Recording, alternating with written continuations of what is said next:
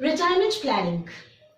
Retirement planning एक ऐसा financial planning है जो जितनी अर्ली स्टेज से आप शुरू कर दें, उसके ऊपर आप काम करना स्टार्ट कर दें, उतना ही ये बेनिफिशियल माना जाता है। ऐसे तो जो भी सैलरीड पीपल हैं जो कि जॉब करते हैं, चाहे वो गवर्नमेंट सेक्टर में हो या प्राइवेट सेक्टर में, उनकी रिटायरमेंट की एक सर्टेन एज होती है, that is 58 and 60 depending upon in which sector you are working. Businessman जो भी हैं, जो भी बिजनेस करते हैं, उनका तो कोई फिक्स्ड एज नहीं होता है रिटायरमेंट के लिए, लेकिन फिर भी ये देखा जाता है कि जैसे जैसे एज बढ़ती जाती है, हमारी वर्क एफिशिएंसी कम होती जाती है और इसके चलते यंग एज में या mid of 30s and 40s के बीच आपकी जो इनकम होती है, वो इनकम्स ज्यादातर 60 के बाद कंटिन्यू नहीं हो पाती हैं। तो ऐसे सर्कमस्टेंसेस में हम सभी के लिए बहुत जरूरी है कि हम सभी रिटायरमेंट प्लानिंग के बारे में बहुत अर्ली स्टेज से सोच विचार करना स्टार्ट कर दें। वैसे तो रिटायरमेंट प्लानिंग के बहुत सारे ऑप्शंस है, बहुत सारी स्कीम्स है जिसकी मदद से आप रिटायरमेंट प्लान कर सकते हैं, लेकिन आज स्पेसिफिकली मैं इस वीडियो में आप सभी को एनपीएस यानी कि नेशनल पेंशन स्कीम के बारे में ही जो भी मुझे इंफॉर्मेशन मेरे पास है वो मैं आप सभी के साथ शेयर करना चाहती हूँ। एनपीएस यानी कि नेशनल पेंशन स्कीम, ये स्कीम क्या है, इसके क्या फीचर्स हैं, इसको लेना बेनिफिशियल होगा या नहीं, या कौन से एज ग्रुप के लिए हम लोग इसको ऑप्ट कर सकते हैं, इन सभी के बारे में आज हम इस वीडियो में डिस्कशन करेंगे। नेशनल पेंशन स्कीम के साथ फिक्स डिपॉजिट, पीपीएफ, इन सभी का क्या बेसिक डिफरेंस है, ये जानने की भी बहुत ज्यादा जरूरत है।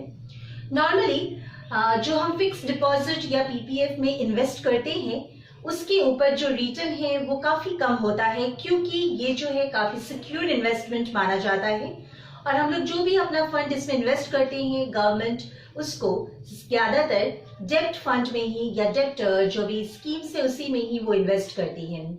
तो नेशनल पेंशन स्कीम और इन सभी ट्रेडिशनल स्कीम्स में ये डिफरेंस है कि नेशनल पेंशन स्कीम में जो भी फंड आप इन्वेस्ट करते हैं, उसमें ये ऑप्शन या ये चॉइस आपके पास होता है कि आप अपने फंड को किस सेक्टर में कितना यानी कि किस प्रोपोर्शन में एलोकेट करना चाहते हैं।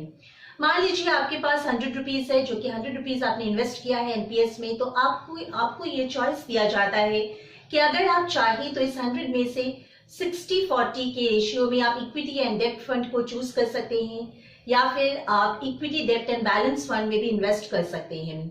तो नेशनल पेंशन स्कीम में ज्यादातर देखा जाता है जो भी रिटर्न है वो बाकी ट्रेडिशनल स्कीम से काफी ज्यादा होता है। नेशनल पेंशन स्कीम यानी कि एनपीएस वो कैसे आप उसको ऑप्ट कर सकते हैं, या फिर ये किस एज ग्रुप के लिए बेनिफिशियल है, किसको इससे काफी बेनिफिट होती है, ये सब भी जानने की काफी जरूरत है।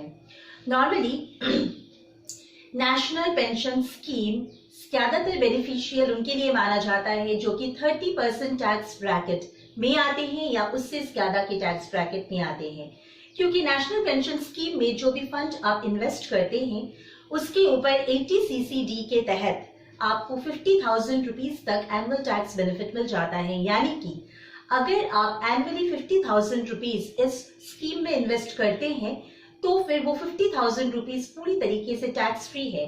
मान लीजिए किसी का इनकम 6 लाख रुपीज है, जिनमें उन्होंने 50,000 ईयरली, चाहे आप मंथली बेसिस में वो इन्वेस्ट करें या फिर आप ईयर में एक बार लमसम उसका इन्वेस्टमेंट करें, वो 50,000 रुपीज जो कि आप एनपीएस स्कीम में लगाते हैं 80CCD के तहत वो पूरी तरीके से डिडक्टेबल है, यानी कि वो आपके आपका जो भी ग्रॉस टैक्सेबल इनकम है उसमें से वो लेस हो जाता है, उसके ऊपर टैक्स नहीं देना पड़ता है।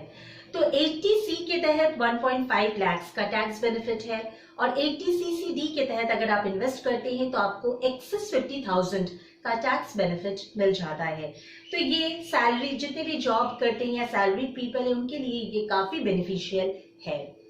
अभी ये दूसरी पॉइंट जो ये आती है कि नेशनल पेंशन स्कीम में आप किस तरीके से निवेश कर सकते हैं, वो कौन सी मोड है जिसके द्वारा आप इस स्कीम में एंटर कर सकते हैं।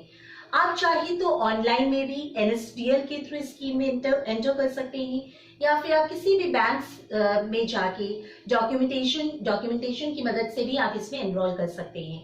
और एक सबसे बड़ी जो बेनिफिशियल जो पॉइंट है मुझे लगती है वो है कि नेशनल पेंशन स्कीम यानी कि NPS में आप जो भी इन्वेस्ट करते हैं, आप जब चाहे अपने फंड को स्विच ओवर कर सकते हैं, क्योंकि आप ये पूरी तरीके से ऑनलाइन है। आप ऑनलाइन में देख सकते हैं, आप देख सकते हैं अपना लॉगिन आईडी या यूजर आईडी डाल के कि आपका जो भी इन्वेस्टमेंट है, जिस फंड में आपने इन्वेस्ट किया है वो कैसे परफॉर्म कर रहा है। और आपको अगर लगता है कि कोई भी फंड आपके एक्सपेक्टेशन के अनुसार परफॉर्म नहीं कर रहा है, तो आप तुरंत उस फंड को दूसरे फंड में, आप उस अमाउंट को दूसरे फंड में शिफ्ट कर सकते हैं। तो इसमें म्यूचुअल फंड की तरह ही बेनिफिट है, आप इसको स्विच ओवर कर सकते हैं। चूंकि एलोकेशन आपके चॉइस के ऊपर है, इसीलिए इसमें रिटर्न भी ज्यादातर केस में दूसरे जो इन्वेस्टमेंट ट्रेडिशनल इन्वेस्टमेंट ऑप्शंस है लाइक FD एंड PPF उससे ज्यादा ही आता है। और एक सबसे बहुत अच्छी फीचर जो मुझे लगती है इसमें यह है कि नॉर्मली फाइनेंशियल प्लानिंग के टाइम, आज से कुछ साल पहले तक हम सभी फाइनेंशियल प्लानर के पास जाते थे, हम अपना पर्पस बताते थे कि इस पर्पस के लिए मुझे फंड चाहिए, इतने साल तक मैं इन्वेस्टेड रहना चाहती हूँ। उसके बाद वो कैलकुलेशंस करके ये डिसाइड करते थे कि आपका जो भी पैसा है, आपका जो भी फंड है, उसको किस किस फंड में एलोकेट करने से आपको ज्यादा ग्रोथ, आपके इन्वेस्टमेंट में ज्यादा ग्रोथ आएगा, आपको ज्यादा रिटर्न मिलेगा। तो ये फीचर एक ऑटो चॉइस के तहत नेशनल NPS में डाल दिया गया है। अगर आप चाहे तो आप अपनी मर्जी से फंड को चूज कर सकते हैं। आप अपना जो भी रिस्क फैक्टर है उसको ध्यान में रखते हुए आप इक्विटी एंड डेब्ट के बीच आप फंड सिलेक्ट कर सकते हैं। लेकिन अगर आपको लगता है कि आप उतनी ज्यादा कैपेबल नहीं है, या फिर आपको इस फील्ड में उतना ज्यादा नॉलेज नहीं है, एक्सपीरियंस नहीं है, आप किसी के ऊपर छोड़ना चाहते हैं, तो यहाँ पर एक ऑटो चॉइस ऑप्शन है जिसमें आपको अपना सारा डिटेल्स डालना पड़ता है, और वहां पर जो भी एक्सपर्ट्स हैं वो आपके फंड को उनके आपके रिस्क फैक्टर को एनालाइज करते हुए, आपके पर्पस एंड गोल को देखते हुए उस फंड को ऑटो चॉइस ऑप्शन के तहत अलग अलग फंड में इन्वेस्ट कर देते हैं। तो आपको अलग से फाइनेंशियल प्लानर के पास इस स्कीम को अगर आप ऑप्ट करते हैं तो आपको अलग से फाइनेंशियल प्लानर के पास जाने की जरूरत नहीं होती। दूसरी महत्वपूर्ण ये पॉइंट ये आती है कि आप किस तरीके से NPS में इन्वेस्ट कर सकते हैं, वो मोड क्या है। आप चाहे तो आप मंथली जो भी स्कीम है उसमें भी जा सकते हैं, यानी कि हर मंथ आप एक फिक्स्ड अमाउंट NPS में डाल सकते हैं, या फिर अगर आप चाहें तो आप एन्युटी बेसिस पर जा सकते हैं, यानी कि लमसम आप साल में एक बार उस फंड में उसको एलोकेट कर सकते हैं। तो इसके बाद ये बात आती है कि जो कॉर्पस हम जो जमा हो जाता है, कैसे रिटायरमेंट में हमें वो कॉर्पस मिलता है।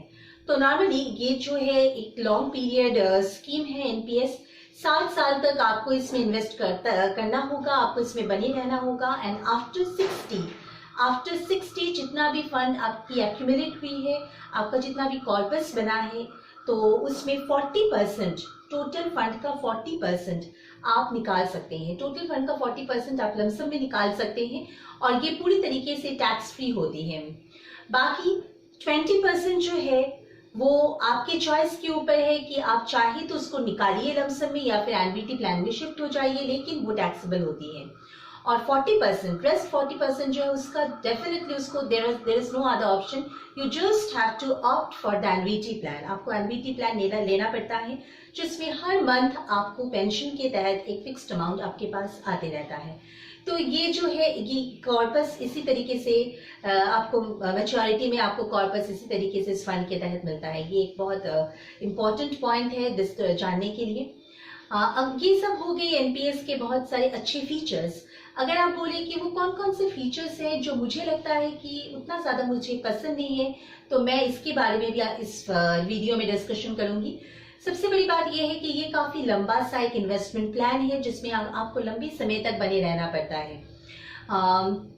और दूसरी बात है कि जो भी कॉर्पस है, जो भी मैच्योरिटी में आपको मिलती है, आप बीच में उसको निकाल नहीं पाते हैं, निकालने का ऑप्शन नहीं है।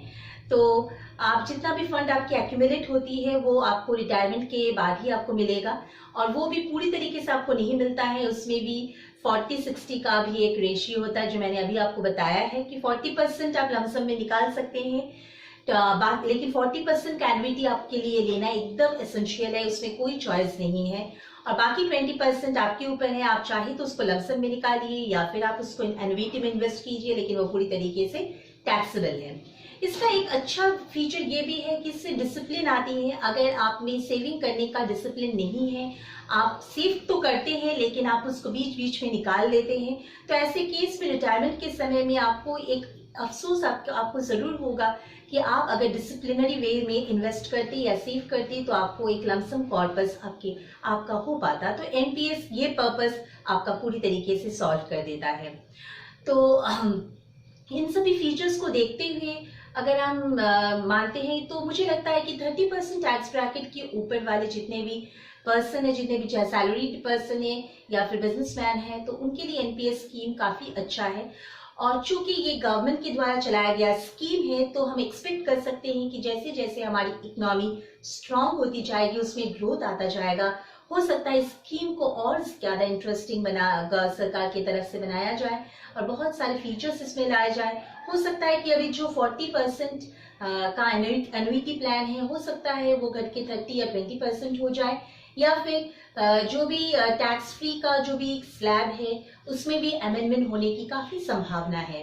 तो मेरे हिसाब से NPS is a good option if you are going for the retirement planning and if you want to save some extra tax from your income, then it is definitely a good option, because in this fund you will get the excess tax benefit regardless of ATC। ATC को छोड़कर भी आपको extra benefit मिलता है 50,000। अभी तक तो 50,000 ही है ATC-CD के तहत।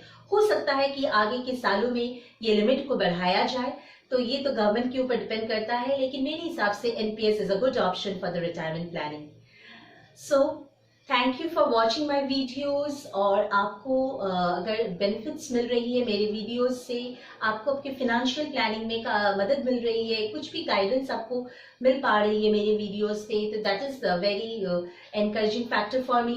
So if you like, please subscribe to my channel to get many more videos regarding your personal finance planning, how to save tax, and आगे चल के मैं शेयर मार्केट के बारे में भी वीडियोस बनाऊंगी कि किस तरीके से आप इक्विटी में इन्वेस्ट कर सकते हैं, म्यूचुअल फंड, आप अच्छा जो फंड है उसको चॉइस कर सकते हैं, अच्छे स्टॉक को पिकअप कर सकते हैं। तो मेरे साथ बने रहिए इस जर्नी में, जिसमें आप अपना फिनेंस खुद ही प्लान कर पाएंगे without anybody's help. So thank you all for watching my videos. Please share your comments, press the like button and share this video with your friends and relatives. Take care all of you and bye.